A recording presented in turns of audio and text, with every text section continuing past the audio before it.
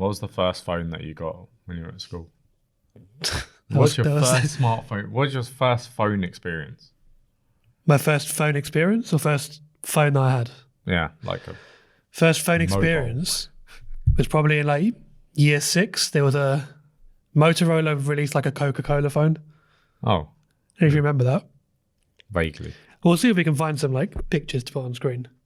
But yeah, it was black, green, like a green screen with black pixels, little aerial, and a silver Coca-Cola fascia thing.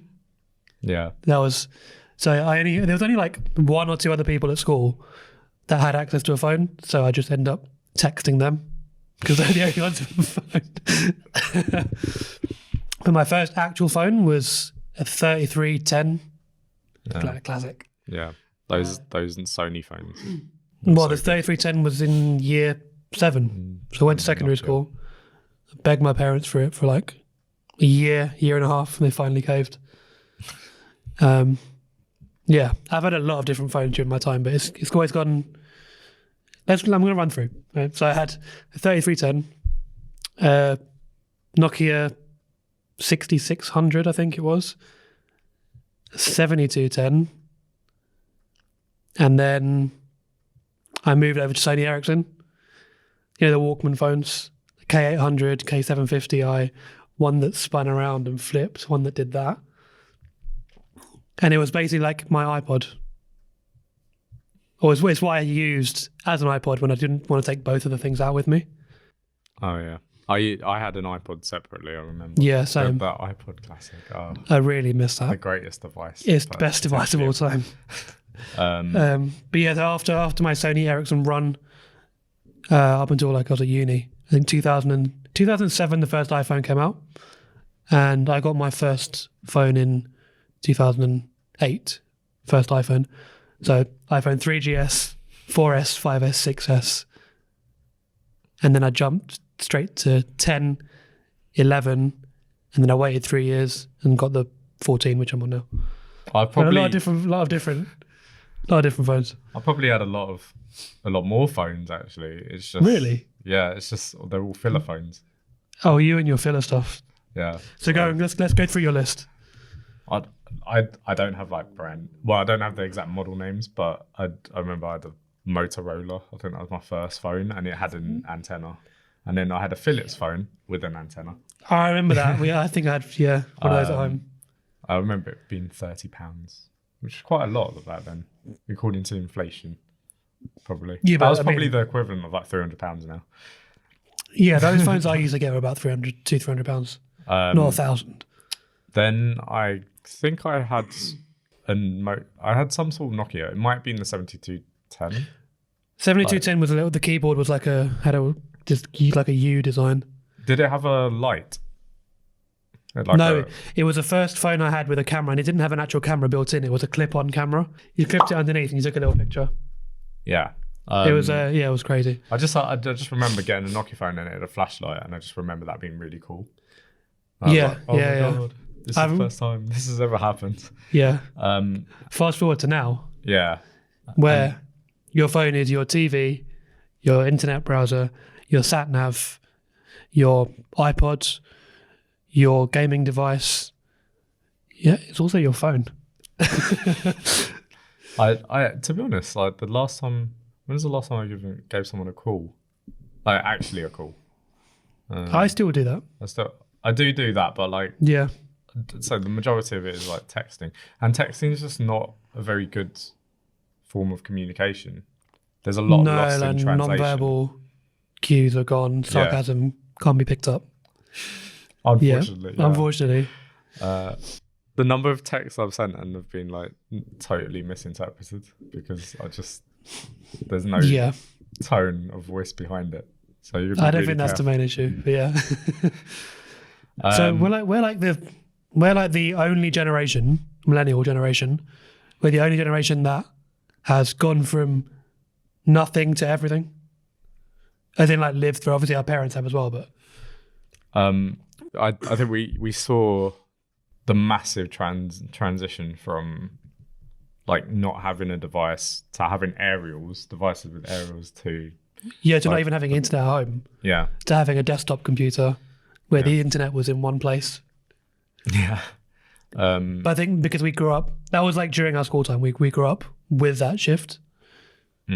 So what do you think is the issue now? What's the problem with...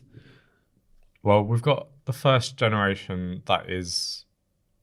What generation is it? It's generation... Gen Z. Gen Z, yeah. Gen Z and the... I don't know what the one underneath that is. But those two generations. Yeah. They literally have... They've been brought up in a world where... They know no different. That's just... It is digital. It just is what it is, yeah. I think, though, that... Don't get me wrong, I don't think that means that we're necessarily better off having had both.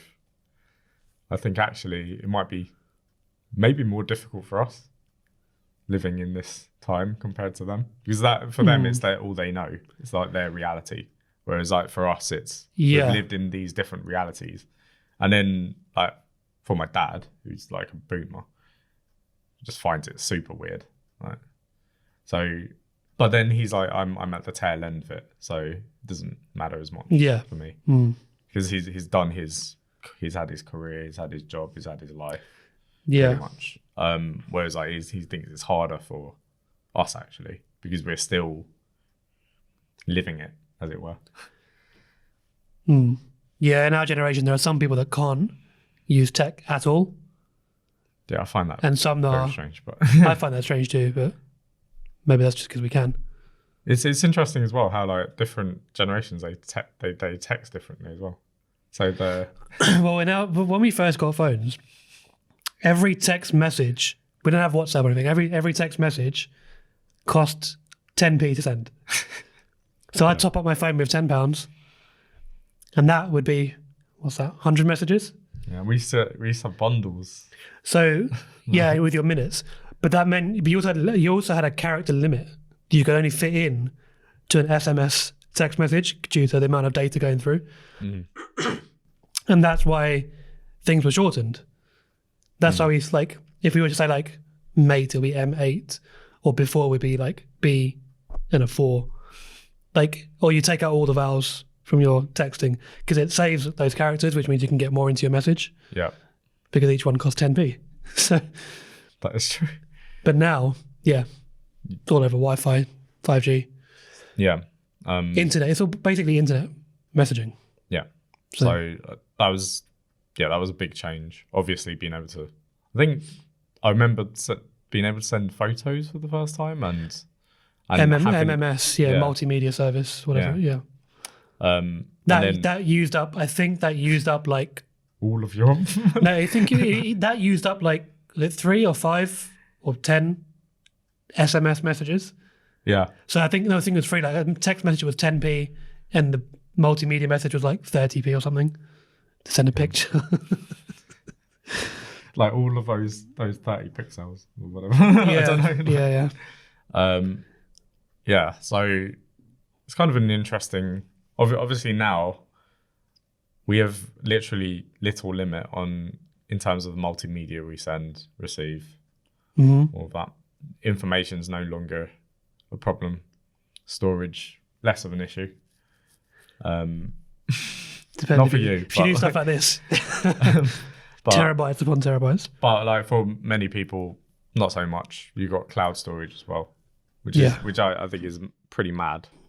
Like if you just think about that for a second, the fact that you don't actually need your device to store things that you take on your device. Yeah, well, they're stored on a server farm somewhere. Yeah, probably.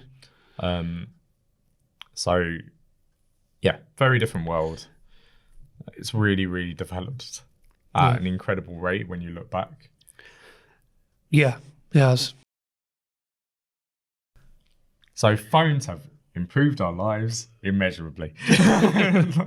Well, they've brought a lot of advantages, but then there's some obvious disadvantages, I think, when you look at the landscape now. I think there's some obvious and some not so obvious. I think the benefits are obvious to most people.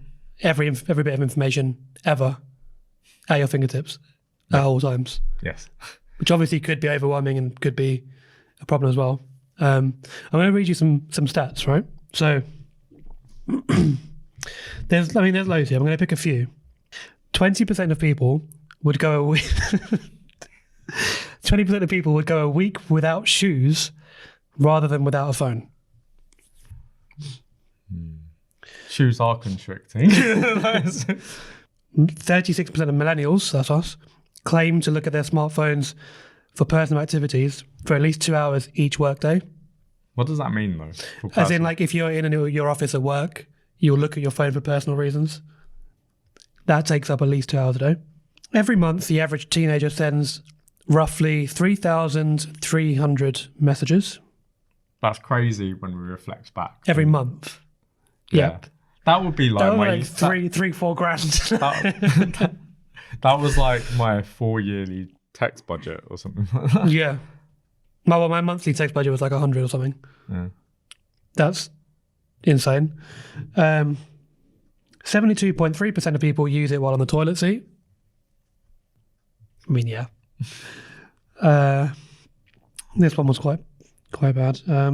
Teenagers who use electronic devices for 5 hours a day have a 71% higher risk of suicide than those who use them for just 1 hour a day.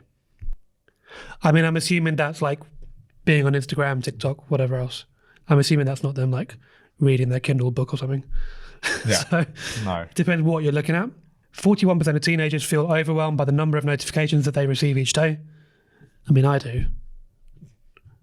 Trying to ignore a lot of them. It's kind of obvious what the problems are. Yeah. And I don't think it's just the phone. I think it is what you do on the phone. Because you can use it to look up stuff. You can use it to write content. You can use it to create blogs, websites, videos, educational stuff. You could read on it. Or you could use it to doom scroll for 5 hours. But I think my dad used it in a more healthy way than like the average teenager. How does he use it? He use it to read. Somehow he reads the Telegraph on it, and Yeah. like doing reading, watching something on YouTube. I suppose that's fairly normal, but it's not like doom scrolling on Instagram. That's the generation, though, isn't it? Yeah, exactly. So I think the problem, like with them in schools and with younger generation, is that, or even with us, you're comparing. You're seeing all of your peers on these profiles on these apps, right? TikTok, Instagram, whatever, Snapchat, but you're seeing a filtered version, a curated version of somebody else's life. Yeah. That you think is like the actual life. But even if you don't think that, it's like a unconscious. It's an unconscious thing, yeah. Yeah. So even if you're completely aware that it doesn't reflect reality completely. It's their highlight reel. It wouldn't matter. It's a highlight reel. They're not going to be like sharing videos of them sitting at home on the toilet or whatever. But they're not going to be sitting there just in their downtime just recording that, are they? Mm-hmm. You record the things that you think are interesting, that you think people are going to enjoy, but other people watching it will think of it as you've got a funny thing to say. I don't know. No, I've got just funny things in my head. Like, Go just imagining like you could create a channel, just someone doing really, really mundane things, like, I don't know, filling up petrol and that kind of thing. And yeah, but then who's going to watch it? I know. Maybe I should do that though. It's like I'll just call it the most boring channel ever. That is a problem, because you look at other people's lives. Comparison is the thief of joy, as they say. I think it was Roosevelt who said that. Theodore Roosevelt, who said comparison is the thief of joy. Yeah, I definitely think that's the case. And obviously, like, teenagers always making comparisons. They compare their bodies to other people's. Yeah. They compare their face wealth, and makeup and all that stuff as well. Wealth, success, anything like that. Even things like, in an educational space, they could compare their grades. Yeah. So, like, well, this is what I was going to go on to, because as of 2020, 77% of schools in America, at least, have banned phones in the classroom. Yeah. Now, there's a few ways of policing this. It's not entirely possible. But if you think about when we went to see Kevin Hart at the O2, what did we have to do there? There's a hand in our phone. and put it into a... I can't remember. You had to put it into a little pouch. So that's one way. The guys who make the pouches say their revenue's gone up quite a lot in the last 2 years. It's all a conspiracy for these pouch people. The adoption of the pouches might be a bummer for phone addicts, but it's great. So this is a company, Yondr, Yondr, that make the phones. It supplies 2,000 schools. Double as many as in 2022. So in the last 3-4 years, their, revenue's gone up by They should just have 4,000 or 5,000 times or whatever it is. They should have a phone prison. Well, that's basically what it is. But then you have people that will hand in dummy phones and keep their actual phone. So it's very hard to police. And then you also don't want them to not bring their phone in because, parents get worried, parents want to contact their children, pick up, drop off, all that sort of stuff. There's probably like a big black market like in schools, like internally, where people have managed to get their phones in. Yeah. And they're like, so how much to use this? 10p a message. It's going to go backwards. So what are your thoughts on this whole policing phone use in school? Firstly, do you agree it should be fully banned? Or do you think maybe there's some place for it? I think I think phone use in schools is probably a massive problem, and it probably should be banned because it's just too much of a distraction. It's too addictive. And I think young people use phones too much. We all use phones too much. We definitely do, yeah. I don't think it's a bad thing to ban them. A lot of people say that banning it isn't the right course of action, but I just think, what's the alternative? Well, there's like dedicated time to use it and when not to use it. So, I mean, people in here are even saying maybe not even have it during break time because you stop yourself actually interacting with the people around you. Yeah, I think it's... Isn't that true everywhere? Yeah, I think we shouldn't, when we're talking with other people, it's a distraction. So it's best to not have it at all. Like if you share any sort of time with anyone else, like dinner time or anything like that, it probably is better just to not have your phone anywhere near you during that time. Like, have downtime. And I think school's a good time to actually have that downtime. They'll go home anyway and they'll probably use their phones, which isn't... Yeah, well, yeah. Yeah. They're probably still using it quite a bit. When they get home, they're texting their friends and that kind of thing. Don't get me wrong. I do think it's important to have a device for a teenager because it's their source of connection to other people. So, but it ironically makes you more disconnected. I know all these companies talk about connecting with people is there to connect with family and loved ones or whatever, but yeah. No, but I think it is also a source of connection for others. Well, for teenagers to talk with their friends. If they didn't have a phone, then it's kind of difficult for them to get in contact in the first place. I mean, even when we didn't have smartphones, you'd still call up your friends to meet up and that kind of thing. You need some sort of level of communication. Yeah. I think it is surely an efficient thing, but it's up to the parents and up to the school as well how much they police that. And I don't think it's a bad thing, banning phones. I think it has generally good effects.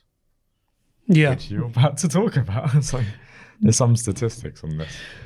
There are, yeah. I mean, kind of obvious. Schools which ban mobile phones get better GCSE grades, study fines.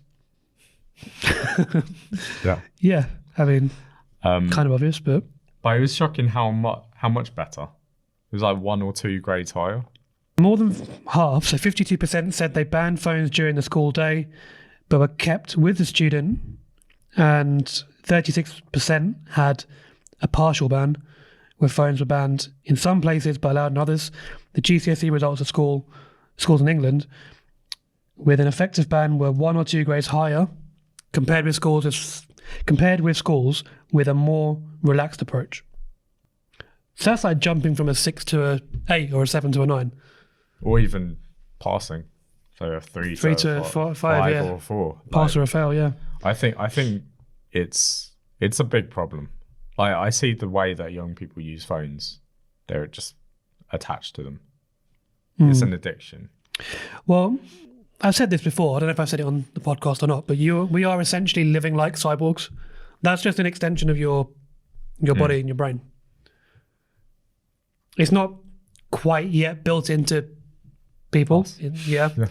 But you do have the ability to listen to any piece of music ever created, watch any video, movie ever created, find any bit of information ever written down, ever created, read any book ever created. Yeah.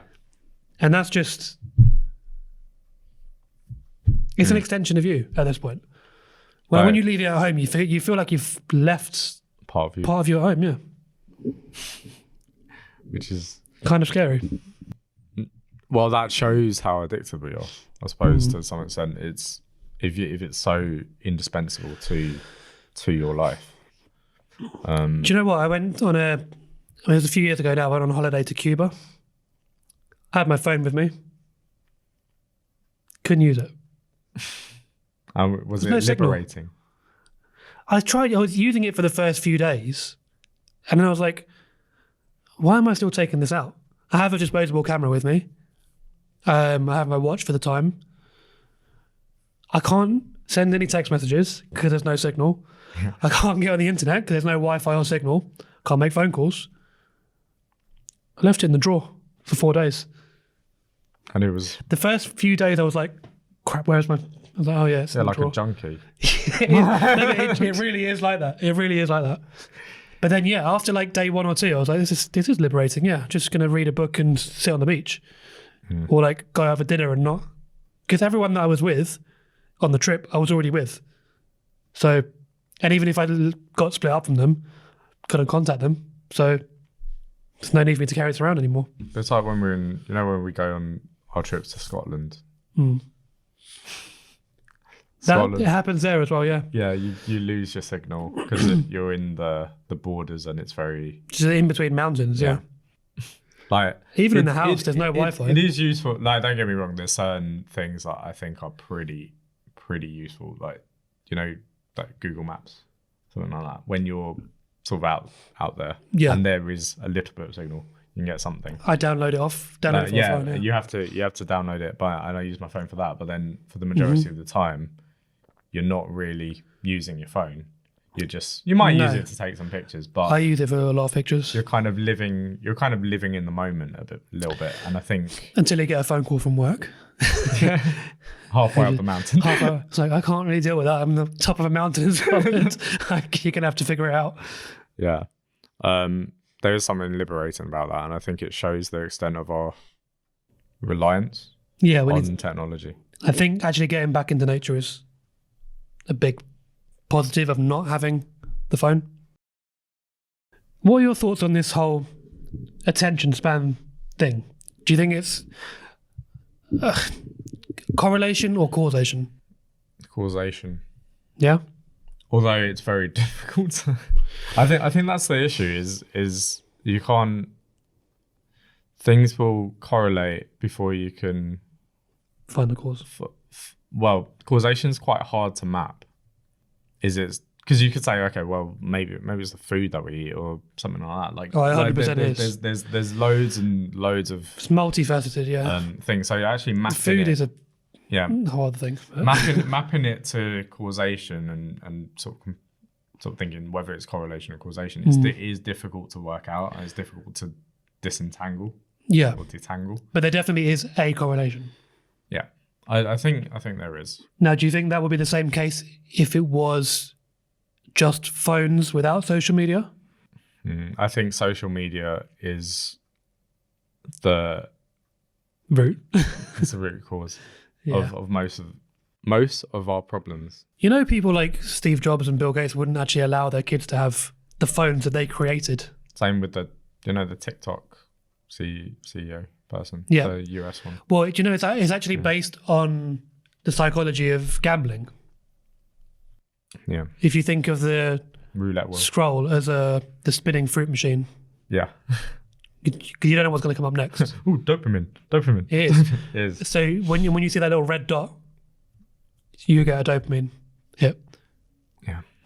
Same as using a fruit machine or gambling. You don't know what's going to come up next. I mean, for me, the red dot doesn't give me dopamine. It gives me like oh god, I've got to open the app to get rid of this red dot because it irritates me.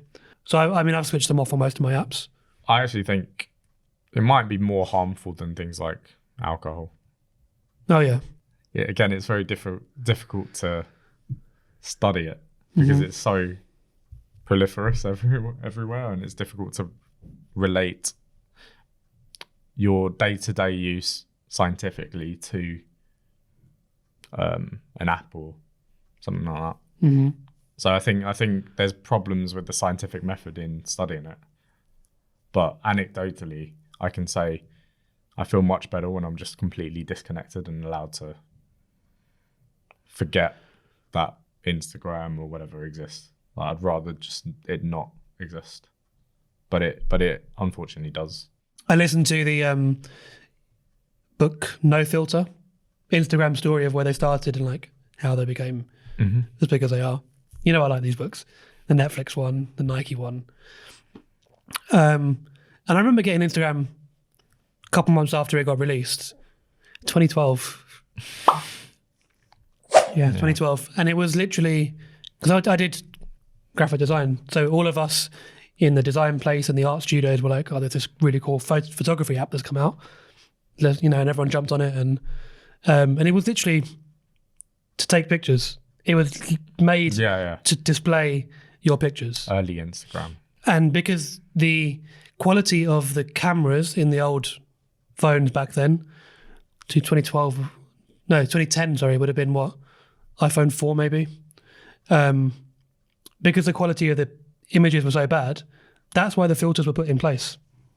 They made it look like an old camera or whatever else, and it covered up the noise and the grain of those early cameras. Yeah. Now look at it. Yeah. Well, filters. As in now look at where Instagram is. Now we're filtering reality.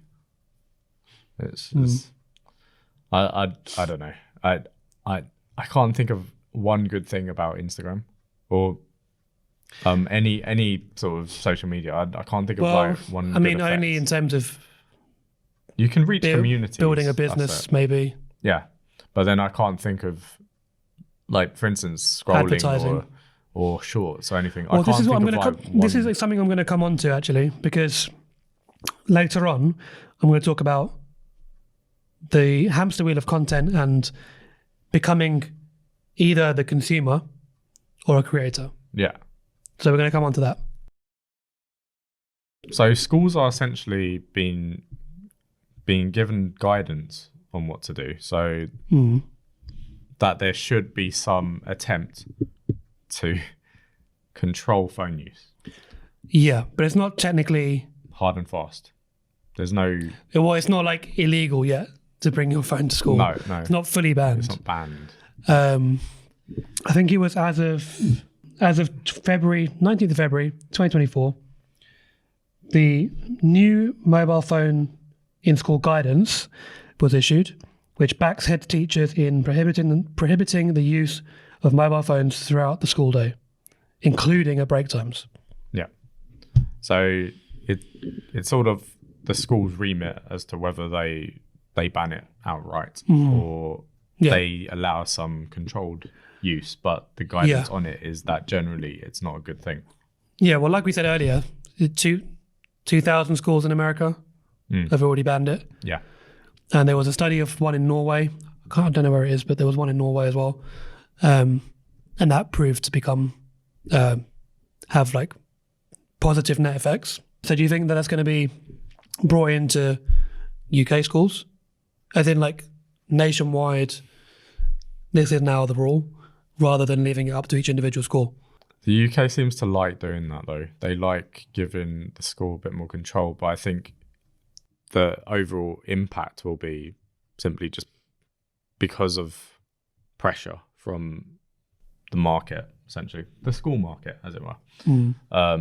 In order to have your school at a higher level and that kind of thing, there will be these sort of soft pressures that are exerted on schools, and eventually it will amount to the same thing. Essentially, they'll move to ban them sort of more strictly. The schools will, or the government will? The schools themselves, they'll take. So you're saying it's less of a top-down thing and more of a bottom-up. They'll make that attempt to self-regulate because simply because it's and I mean it's quite amazing how unanimous it will be, I think, and how unanimous it has been. So the majority of schools seem to be sort of imposing something. They're going that way anyway, yeah. Yeah. I mean, even when we were at school, we weren't allowed to have our phones out in. No. I mean, everybody did, but you weren't allowed to. But I think in practice, it makes sense to make it quite a firm ban. So the government should just ban it outright, because in actuality, that's what will slowly take place. Yeah, I don't know. I personally don't think it should be fully banned throughout. Like I think during class time probably. Yeah. I mean, I think during your break time you should be allowed to have a break from work and whatever. Be allowed to do what you want. Be allowed to do what you want to do. Yeah. But I do agree that it would be better if people spoke to each other and interacted with each other, because there was a stat in here about how people couldn't even look each other in the eye. Yeah. Well, it was just something anecdotal. Someone that headmaster said. Yeah. That the pupils, but that doesn't mean that's irrelevant. They haven't done see, that's the thing. The effects of this are difficult to gauge because you need to actually study and the connection between phone use and the resultant behaviours that you see. Yeah, well, we've got studies on the results of like banning versus not banning in terms of your GCSE grade, for example. We said jumps up by 2 grades. Yeah. I mean, that should tell you quite a lot about concentration and the ability to learn and whatever else. And the fact that these people that even designed and created these devices and these social media networks and apps don't allow their own kids to use it, that should tell you everything you need to know, really. Yeah. No. I don't think I'd ever if I had a kid, I would not let them near a smartphone for quite a long time. We'll buy them a 3310. Yeah. They'd be using a dumb phone, I think. But then there's a lot of pressure within schools. Well, even peer pressure. Yeah. Peer pressure as to, especially in America. I know over here we've got WhatsApp, but the whole blue bubble, green bubble thing. Even we had in America right now. Yeah. I think it's over 80% of teenagers have iPhones over Androids. Mm-hmm. That's a stupid number. 80%. Yeah. No, that's and the true. people that have because they do have WhatsApp, but they don't use it. Their group messages take place in iMessage. And if you're not a blue bubble person, you're shunned, essentially. Yeah. Yeah. I mean, that is changing this year because RCS is being brought to iPhones. They've been EU doing their thing again, enforcing all this stuff. But I think that's a good thing, to be honest. USB-C was a good thing. RCS, good thing. But they're getting too comfortable. They've made side loading available on the App Store now as well, which Apple didn't want to do. So I don't really like when big, like global governments dictate to what is essentially a private company. It's like, I mean, we're not the size of Apple or whatever, but it's like we're a private company. Yeah. If they said to us, you're no longer allowed to hand out booklets to blah, blah, blah because you should be doing this, you'd be like, it's our company, what are you doing? You can't tell us how to... It's the same principle. So I don't like that. I agree that USB-C and RCS and whatever was good, but I don't agree with giving that much power to... I think our tech overlords need to be regulated quite heavily. I think that they're taking the mick, as it were. It's the amount of control Yeah. That they have the monopoly of power is pretty. I don't think we've seen anything like this for a long. No, they're bigger than entire countries. I think generally that's nothing's actually been proposed yet. That's currently down to the schools. But if they follow what's happened in like a couple schools in Norway, a couple schools in the UK, and 2,000 schools in America, I would see them going the same way. Yeah. Not that I necessarily agree with a full outright ban, but we'll have to see how it plays out. I'd agree with the full outright ban in schools, even though it might seem draconian, but I only really see bad effects. Like I'd say overall, it's more bad than good. And if you can limit that behavior that results in as bad end results, then that's probably a good thing. So just before we get to the conclusion, I want to talk about content. Yeah. Now, social media stuff, probably starting from Facebook. I mean, if we don't include the MySpace days and all that, we'll go from the rise of Facebook onwards. That was like 2007, 2008. So that's 16, 17 years ago now. We've had the first wave of creators, especially on YouTube. They've had their, they've peaked and they've done their thing. We're now getting another wave of creators come through. There's this whole thing about when there's this much content and the fight for attention, you can either become the consumer or you can become the creator. What are your thoughts on that? Both are pretty bad, to be honest. If you become the consumer of the content, then you're a slave to that content. You're a slave to the algorithm, essentially. But equally, if you're a creator, you're also a slave to the algorithm. You've got to make content that is based around what will reach consumers, and that might not necessarily mean better content. It just means that it's tailored towards that sort of short form attention grabbing stuff. Well, there'll be. You think it will come back around? There'll be like a specific niche or like a specific audience type. Mm-hmm. There'll be a specific audience type that will resonate with what you're talking about, what you're creating. But I think overall, being the creator is a much better place to be than being a consumer. Well, the best place to be is to be the company behind it. Yeah, well, so it's the higher up you go. Yeah, you can be the consumer, where you're just absorbing all this sometimes crap that's on your feeds or whatever else, or you can be the creator that creates the content for these people, make a business out of it, reach bigger audiences for your current business, and build up something for yourself. Mm-hmm. And then you could be the company or person that creates the platform in the first place. And that's an even better place to be. Yeah. But when you are the creator, we've been on a creator path for a couple of years now, 2-3 years maybe. Yeah. And there's this phrase called the hamster wheel of content. You have to constantly find new things to talk about, new videos to make. And it is kind of draining. Yeah. No. Yeah, and a lot of creators aren't that. It's like they can look happy, but deep down they're not. Yeah, well, I think it also depends on the level, because if you're at a level where you're outsourcing your writing, you're outsourcing your editing, you're outsourcing your podcast production, you're outsourcing your filming and everything else, then you're just there to deliver lines and talk to camera, and then you're gone and you get the result. Ultimately, you're just running a business. Well, it is a business, yeah.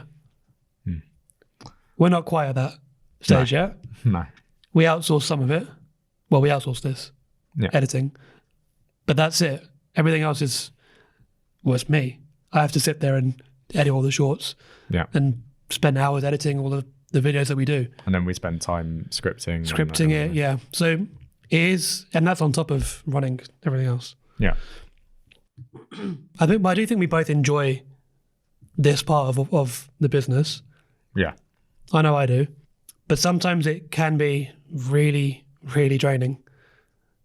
I've got a backlog. I've always got a backlog of videos I'm working on. But I would still rather be the creator of the content providing to consumers than be the consumer. But then you have to consume in order to be good at creating it. So you kind of have that. You have to be sort of plugged into what's happening and the scene. Well, you're both. Yeah, ultimately, yeah. But when you're the consumer, you're just the consumer. Yeah. It's like you do what we do, investing and stuff. Would you rather just drink Coke Zero, or would you rather have some of the company? Yeah. No, I used to have this policy where I'd like buy the stock of like the things that I'd consume. But I've kind of gone off that a little bit because that's how I started. Yeah. I was like, I'm really into tech and I follow tech news. I know that Apple are doing this and Google are doing this. Therefore, I'm going to put money into those. Yeah. Now I invest in everything. So what do you think overall? Me personally, I think there should be like a ban, but not an outright ban. I'm a tech person. I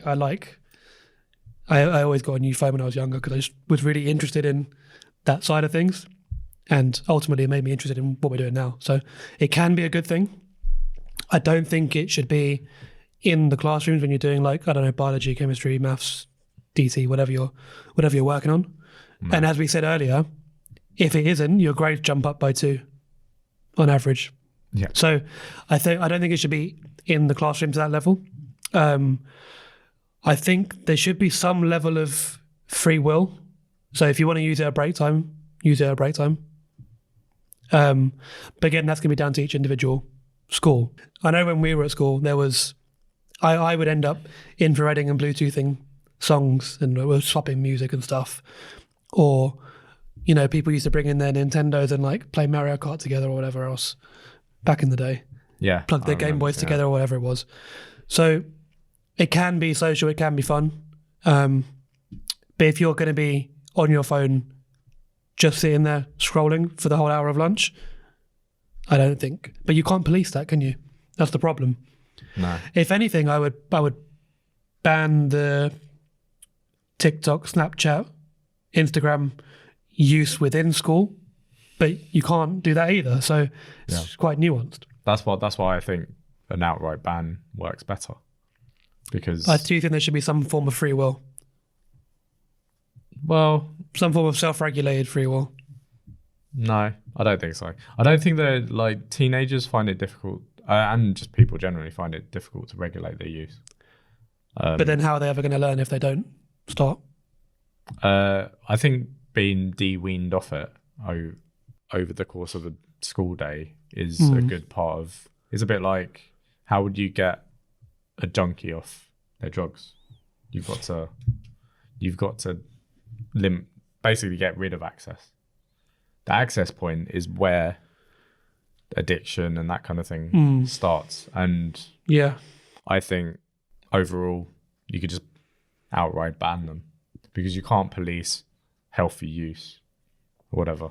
I think it just comes down to the fact that if you've got like 20, 30 people in your school who are going to use it in a harmful manner, it will just help everyone to ban it completely. But I don't know. I don't know. I think I'm maybe a little draconian with this, but I don't think think so. but I don't necessarily think it's that. I think it would overall improve everyone's lives. So thanks again for joining us this month. If you're watching us on YouTube, let us know your thoughts on this topic in the comments below. Don't forget to like and subscribe. If you are listening to us on Apple or Spotify, give us a follow and a rating. That would be really good. And we'll see you back here again next month.